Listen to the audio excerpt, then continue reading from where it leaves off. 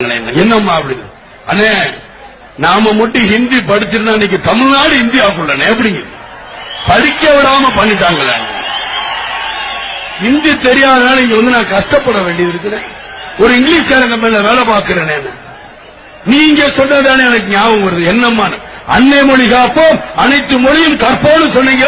அந்த எண்ணம் தானே எனக்கு ஞாபகத்துக்கு.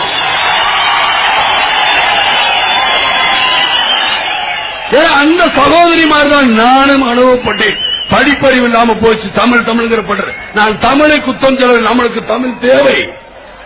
தமிழ் ரெண்டு கண்கள் மாதிரிதான், நான் இல்லைன்னு சொல்ல வரல. தமிழ் நம்ம சுவாசம் மாதிரிதான், இல்லைன்னு சொல்ல. ஆனால் இன்னைக்கு இருக்க காலத்துல எல்லா மொழியும் நம்மளுக்கு தெரியணும்.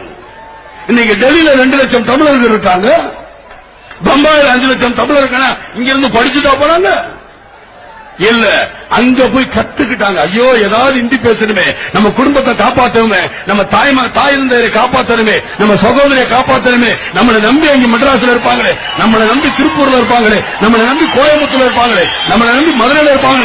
எத்தனை தமிழ் இளைஞர்கள் தவிச்சு போய் அந்த ஆர்வத்தில் இந்திய கத்துக்கிட்டு உழைச்சு இன்னைக்கு போட்டுக்கிட்டு இருக்காங்க. நான் இன்னைக்கு போனேன் கர்நாடகா. ஏன்பா நீங்க பெங்களூர்ல போய் வேலை பார்க்கறீங்க?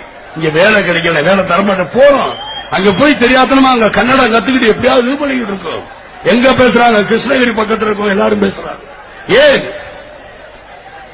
வந்தாரை வாழ வைக்கும் தமிழ்நாடுங்கிறாங்க. ஆனா வந்தாரை வாழ வைக்கும் தமிழ்நாடு இன்னைக்கு சொந்த நாட்டில் இருக்குன்னு சுரண்டி தின்னுகிட்டு இருக்கு. இன்னைக்கு அதுதான் உண்மை.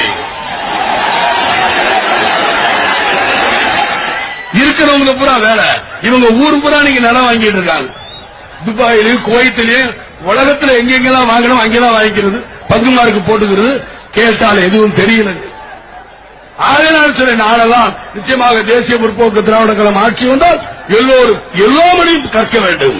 தமிழ் முதன்மை மொழியாக இருக்கும், அதில் எந்த மாற்று கருத்தும் இல்லை. ஆனால் என் மக்கள், என் தாய்மார்கள், என் சகோதர சகோதரிகள் அவங்க எல்லாத்தையும் படித்து எல்லா ஊர்லையும் இருக்கு. நீங்க மட்டும்